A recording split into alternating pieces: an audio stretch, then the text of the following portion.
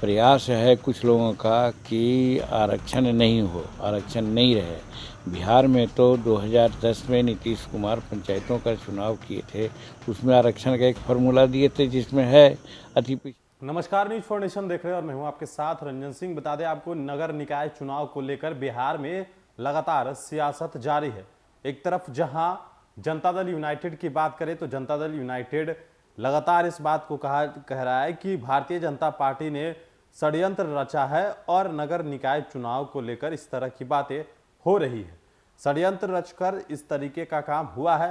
हालांकि बिहार के मुख्यमंत्री नीतीश कुमार लगातार जो चुनाव है वो करवाते आए हैं। जिस प्रकार से कहा जाए कि पिछले कई बार पंचायत का चुनाव हो या 2016 में जो चुनाव हुआ था, उस वक्त भी जो नीतीश कुमार के फॉर्मूले पर बिहार में चुनाव हुआ था, अति पिछड़ा जो सीट है उसको लेकर जो बातें हैं वो कही जा रही थी।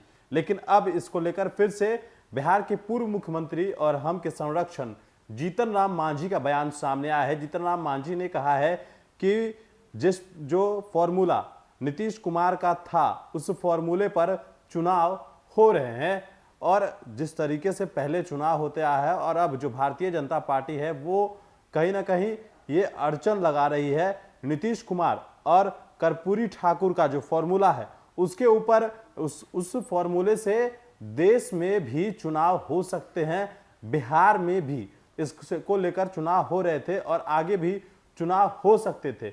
लेकिन जो भारत सरकार कह रही है और जो हाईकोर्ट का निर्देश है उसको लेकर लगातार जो अड़चनें हैं वो लगी हुई है। लेकिन नीतीश कुमार का फॉर्मूला यानी कि कर्पूरी ठाकुर का वो फॉर्मूला जो है, नीतीश कुमार का फॉर्मूला, इसको लेकर नगर निकाय चुनाव हो सकता है। लेकिन भारतीय जनता पार्टी अड़चन लगा रही है। क्या कुछ कह रहे हैं हम के संरक्षण जीतन राम मांझी, सुनवाते हैं उनके बयान को।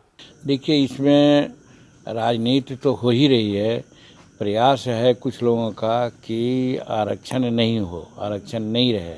बिहार में तो 2010 में नीतीश कुमार पंचायतों का चुनाव किए थे, उसमें आरक्षण का एक फार्मूला दिए थे जिसमें है अति पिछड़ा का भी, महिला का भी, शेड्यूल कास्ट की भी और सबका।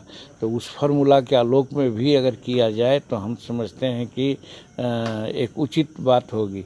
लेकिन अब भारत सरकार या इलेक्शन कमीशन ने जो अभी परिपत्र जारी किया है उसके अनुसार ऑप्शन आता है कि बिना आरक्षण के आप चुनाव करा लीजिए तो करा लीजिए, नहीं तो चुनाव वो अभी डेफर करना चाहते हैं, हेल्डअप करना चाहते हैं। उस पर आयोग बनेगा, आयोग बनने के पहले जातीय जनगणना होगी और उसके बाद कहने का मतलब साल 2 साल चुनाव नहीं होगा। ये लफड़ा चुनाव आयोग के माध्यम से भाजपा कर रही है और ये हम समझते हैं कि जमहूरियत के लिए उचित नहीं है।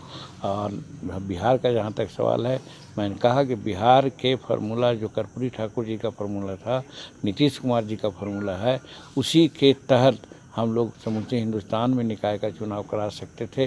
बिहार तो अलग है और बिहार में ही होना है, तो बिहार और स्पेसिफाइड है, यहाँ पर है फार्मूला, वह फार्मूला को मानना चाहिए।